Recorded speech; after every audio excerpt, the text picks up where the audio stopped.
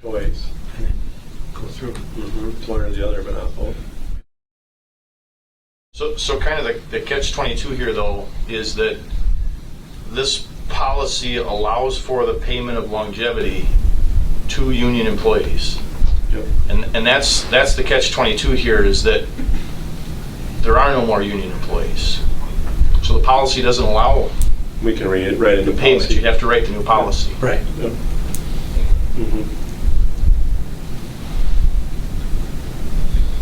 I myself, I'm more comfortable with either or. I struggle with, the clerical and the asset group that, I don't know at that time if they came in or if they ever tried to see if they could retain that. But I don't think both would be fair. So I think it would need to be a choice if it came down to it, take the 2 days or the longevity. And then unfortunately, or to the benefit of the other ones, they'll get their 2 days because they're no longer part of a bargaining unit. Right. So it probably comes down to a dollar value then for certain people. It doesn't make sense to, but I don't know what those numbers are like because I don't know the list of people who do longevity and where they're at. Or what they value. They may rather value those 2 days. So, Yeah, I would think the people on the lower end of years of service might get more. There's a turning point, but Yeah, you have to be here 22 years to equal out the $400. because you don't start till after the 5th year anyway. So Right. If they take $1.50 a month, it's 22 years to equal out $400.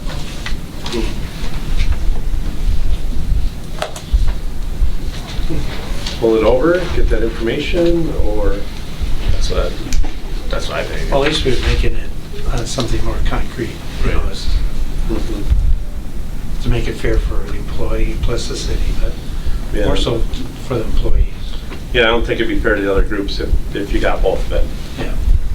I think we have to look at that too.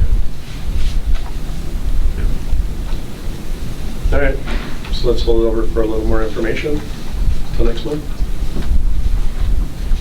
Everyone good? Yep. All right. So then, I guess the next item is discuss and approve a general wage increase for the former DPW ASME members. Which I think this is an unrelated item. They're not tied together. Right, so I guess the general non-union wage that was given was 3%. Was it? Yeah. Yep. Everyone good? What's your thoughts on that? Yeah. I'd entertain a motion. I'll make a motion to set the wage increase for former DPW ASME members to 3%. I'll second it. Okay, we have a motion and a second to set the wage increase to 3%. All in favor say aye. Aye. Any opposed? Motion carries. Okay. Item 4 is consider recruitment services for hiring of the human resource director. I think that's what So our interim resource is not able to be here. She's on time vacation, I guess. She returns on Thursday. And we had a candidate pool that we were working with, and as of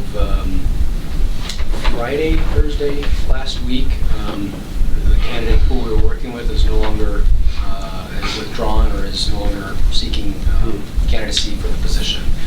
So the HR resource we're using had some discussion, or she made some recommendations that we maybe consider utilizing one of the resource consultants that would do targeted recruitment for the position. Deb's capacity is such that she can do outreach and reach out to actively employed, but in terms of a network of candidates who might be using consultant services to get their resumes out there. So basically just want to put on the agenda to have some conversation about it, not really with a firm recommendation, not with a request for a specific consultant, but purely to have discussion about potentially taking that approach to locating a candidate pool again for the director position.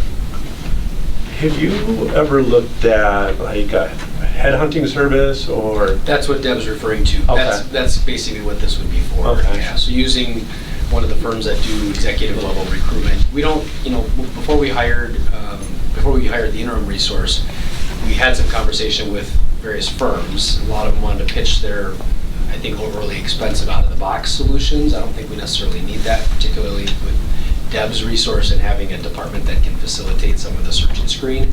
So Deb's idea was basically to use kind of a hybrid approach where she would be involved with a headhunting or recruitment firm that would get us a slate of candidates, 3 or 5 or whatever number the pool would look like, and then we would kind of hand it off from there. They would still be compensated for bringing us candidates and then potentially bringing us the actual final candidate, which generally their fee for service is such that it's either at hire or for whatever their recruitment services would be. So that would be specifically what she's proposing to the committee at this time. I think we're getting to that point where we need to be a little more aggressive. I would agree. Does she have a service in mind, or is it local, or how do we determine? She, in her past life, she was working for a firm that had a kind of a side group, and I don't think she's recommending that group. They changed through acquisitions, but we would recommend or suggest that there would be 3 options presented that would be professional and have skill set in the public sector. There's a lot of firms that do any sort of recruitment, but not all of them operate actively in the public sector. There's some that the League of Municipalities recommends. There's probably 5 in that group that would be available for us to consider. And I think they're going to be challenged in the same way we are, but I think that's where the aggression and more of a targeted approach to find some of those that are actively employed in certain municipal settings to make them aware of the opportunity, because if they're not actively looking, they're not seeing the job opportunity. Yeah, I'm all in favor of that. Yeah. It takes time from our staff to do it. You might as well have someone that can focus and help, because we sure need these filling these positions. So, yeah. Do you need a motion or anything, or just our group or our committee's blessing that we support it? Yeah, I think definitely consensus helps, but if there's maybe a scope or something, and maybe a recommendation to seek proposals. Yeah, I think we could do a motion then, so that we could go ahead and get the proposals. I'll make a motion that we seek proposals on hiring a HR recruiting service. I'll second. So a motion and a second to hire a recruiting service for HR. All in favor, say aye. Aye. Any opposed? Motion carries. Shane, I'm gonna excuse myself because I gotta Oh, okay. my equipment. Yeah, So, if anyone thank you else- guys very much. You guys want to sneak out right away? Yeah, we'll see. Thank you. Thank you. Thank you. Right, because they enjoy the next 2 meetings with us. Or watch it live at home. There you go. All right, item 6 is consider for approval a request to forego hiring seasonal engineer technicians and consulting engineers and hire an additional full-time design engineer. Review job description and compensation for a design engineer. Mr. Eichstadt. I did provide kind of one of the review sheets. I think it was in the packet as well, but it's there if anybody needs it. So I guess just to kind of walk through kind of how we got to this point and kind of why we think it makes sense to do this. One of the goals in the engineering department that's been in place for some time now that we've been striving to get to, we've gotten close in some regards, but we've never been able to sustain it, is getting our project plans 2 years ahead of schedule. So what we want to do is try to get one set of plans for the first year on the shelf and all set and ready to go while we're working on the second year's worth of projects. There's a lot of benefits with that, and having that information out in front of budgets for good planning, notices to the public, and just staying ahead of more complex designs that just end up taking more time. In 2017, made an effort to get to the 2-year ahead mark. We hired a consultant to help with our normal road reconstruction projects, and as we worked through that process with them, quickly found out that there's some deficiencies there. Although they can provide that additional resource, it took additional resources to get there. From administrating the contract with them, going through everything that we normally would walk through the project design on our own, we ended up walking through with the consultant anyway. And then in the end, during construction, there's still things that get missed, there's still things that need to be redesigned or corrected. And so that, although there was value there, it wasn't to the extent that we had hoped. Same thing kind of goes for our seasonal technicians that we hire. We usually hire 3 every construction season, and we usually use them for the full 6 months that we have them for. This last construction season, in other construction seasons, we struggle to find staff that work the 6 months and that are qualified. Last construction season, we had 2 students from Midstate, which was good that they could come and get some experience, but they could only work for 3 months. And so that left us short. So that's another struggle with the seasonal techs. But with the proposal that we have before you tonight, converting the 2 seasonal techs and avoiding, or converting the 2 seasonal techs to a full-time design engineer position, and thereby avoiding hiring consultants for our normal road reconstruction designs. We think that'd be a good fit, kind of solve both of the deficiency issues that we experience, with a net savings to the city. I've got on the summary sheet here, it's kind of financial analysis. I can kind of walk through that, explain that here briefly.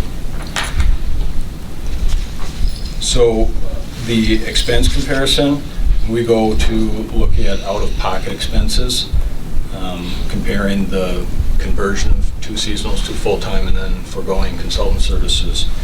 Depending on the salary that we'd hire a full-time employee at, there would be between $5,000 and $10,000 annual savings that we project for out-of-pocket expenses.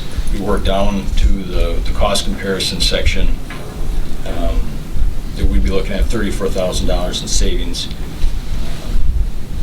when comparing the cost for the consultant, including the additional engineering effort to accomplish those designs that the consultant is paid to accomplish for us. And then lastly, with the production, I think the production is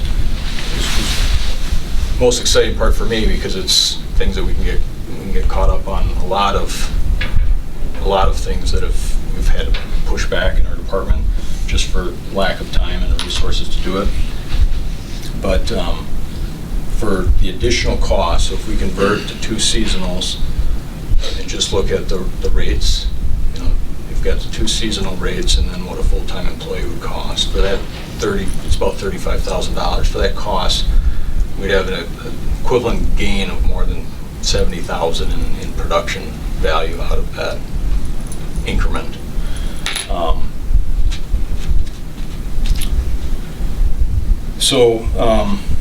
There's some questions surrounding the budget and if we have sufficient funds for it. Of course, we'd have the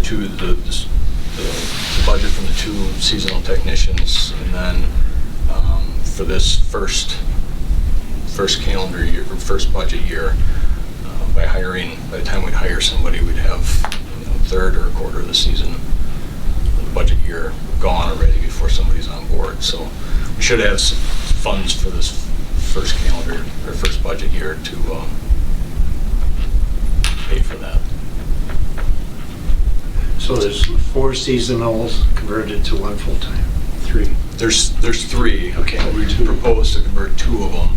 The other one the third seasonal, we prefer to keep that All right. because they cover, the primary things that that individual covers are Digger's Hotline during the summer, which is about 90% of their time, and then the remaining 10% of the time, we have them doing stormwater outfall testing for our stormwater permit.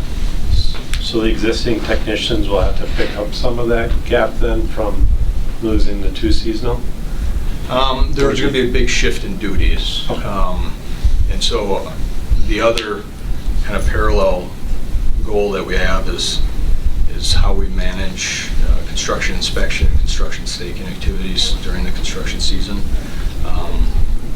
What we'd like to do this year, preparing to do, is identify an individual inspector that's, this is your project, here's a whole list of tasks that you're going to be responsible for, and then they assist in the staking. So if they need one other person to help stake a bunch of stuff, they'd be the other crew member on that job. So there's going to be a lot of shifting around, but with the seasonal techs that we have, a lot of them come in green with little to no experience. And it's an assistant out in the field is what it is. There's some tasks over 6 months that we can train somebody to do.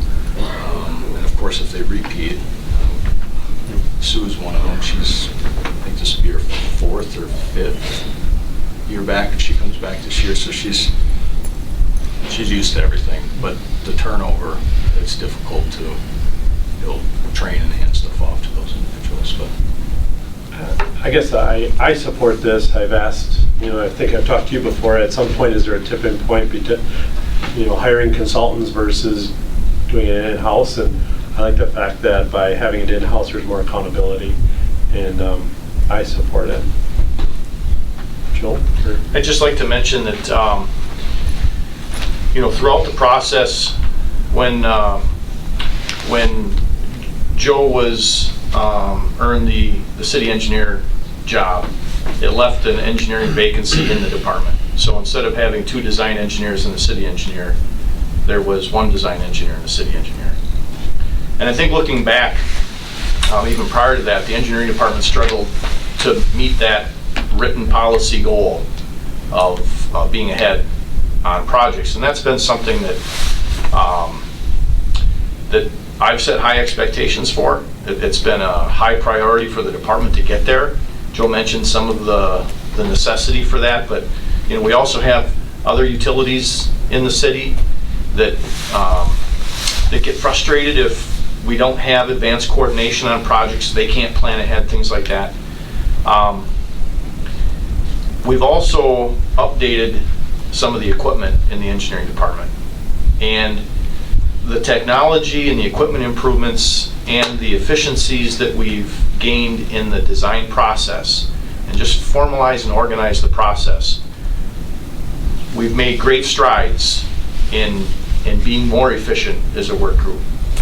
And so really this ask is to bring the engineering department back to the same number of full-time equivalents that it had 5 years ago, with the reduction of 2 limited term employees. And again, the reduction in those employees we're going to be picking up through efficiencies that we've created in the field, and through the technology and some of the survey equipment that the city's purchased over the last couple of years. It takes what was normally a 2 or 3 person survey crew down to 1, maybe a 2-person survey crew. So I support this. I think it's a cost savings. There has been some discussion though, and the mayor and Sue might want to hop in, where the city's policy requires a certain process to be followed, and we missed the deadline for that process to have happened in 2019. And so I want to be transparent about that. Through the budget process, we've talked about this. We've talked about this in committee. I think it's an appropriate and smart move for the city.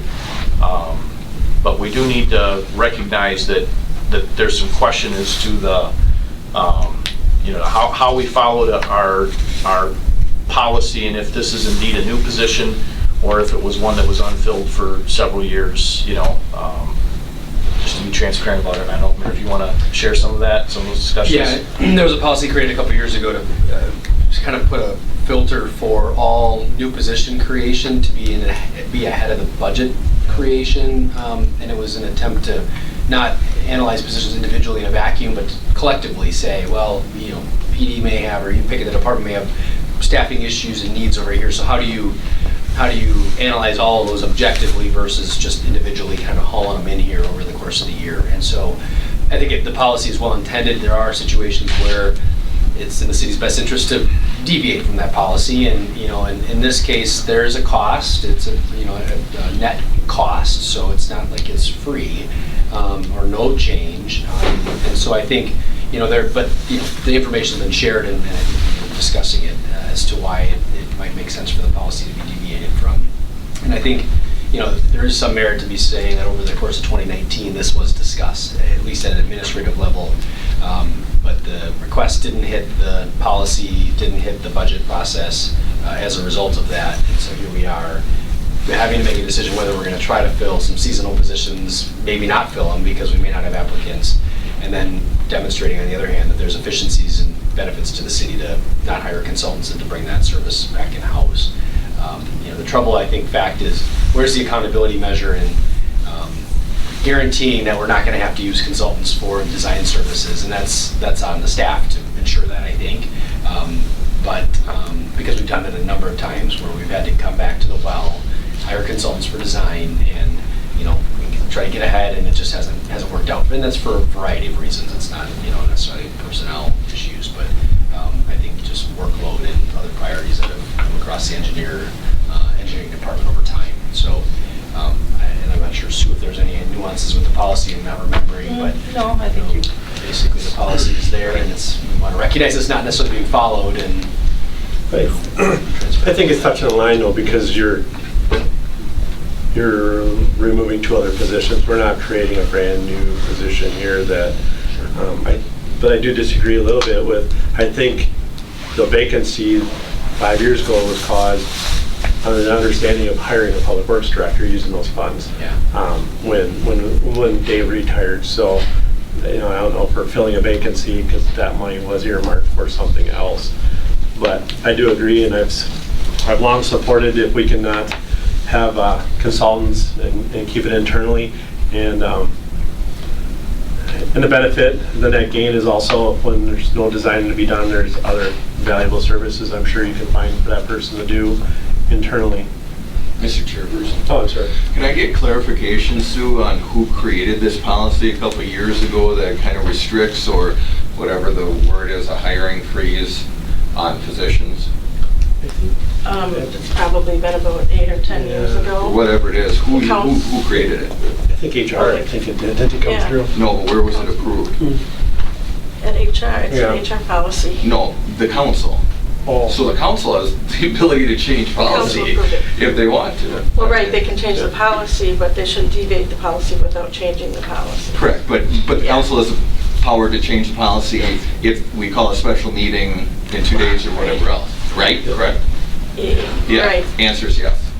I do agree with the policy, because I remember at one time it was just kind of seemed like a free-for-all for positions, and it was going on during budget times, and now I think it centralizes a little bit better, so we can look at it in the full scope of the things versus each individual positions. But yeah, I think we're heading in the right direction, especially if we can limit our consultants, and I think that's a good thing. And I think particularly when you're eliminating or not filling too seasonal, I think your point about that was well made, that maybe the minutes should reflect that information coming together as to some substantiation why this makes sense outside of the process. Yeah. Of the policy. Yeah, and it's just not some brand new position that came about. It is a new position, but there's a funding, kind of a funding source. Joe, Scott? I believe in the policy, but I want to compliment the department for trying something different with the seasonal, and it doesn't work. So, I mean, you go back to square one. So, I mean, I think that creativity is important for us to look at things different, but then come back. So I think that's a compliment to the department as well. But I agree with what you're saying. yeah, I think we can reevaluate departments all the time, so Yeah. this is great. I love it. Yeah. Especially when they're struggling finding seasonal positions, filling them.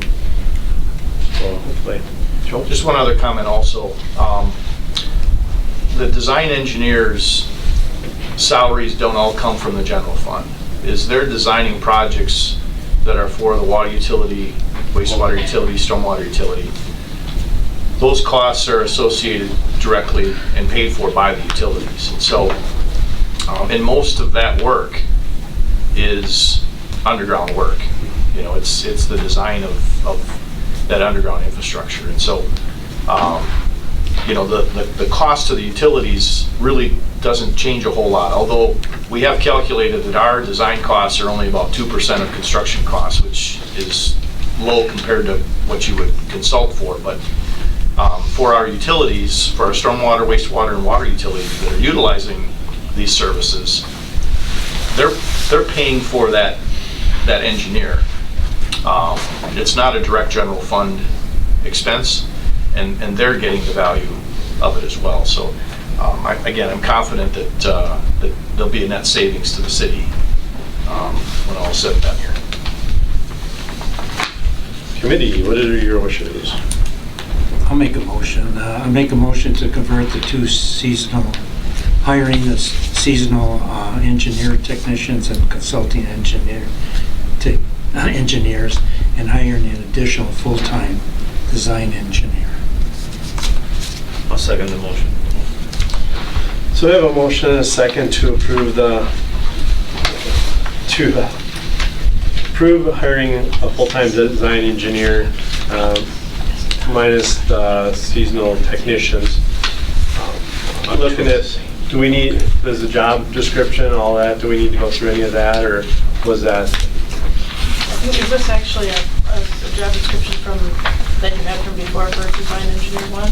Yes, it should be the same, Right. same one that was on file. Okay. So it'll be a design engineer So it was originally one. created in 1998 and revised as the dates that are on the top. Range is 50 to 56. So before I call for a vote, so the difference between design engineer 1 and 2, is that wages, what exact responsibility, or? There is an increment in responsibility Okay. and expertise, primarily experience. Okay. I was reading through that, basically be city engineer, design engineer 2, design engineer 1, I guess in a hierarchy. Okay. Oh, we have a motion and a second. All in favor, say aye. Aye. Any opposed? Motion carries. All right, last item is the committee will vote to go into closed session pursuant to section 19.85, parent 1, parent C of the Wisconsin state statutes, which reads, considering employment, promotion, compensation, or performance evaluation data, or any public employee over which the governmental body has jurisdiction or exercises responsibility. In closed session, the committee will discuss merit recognition award as recommended by the mayor. The committee will return to open session.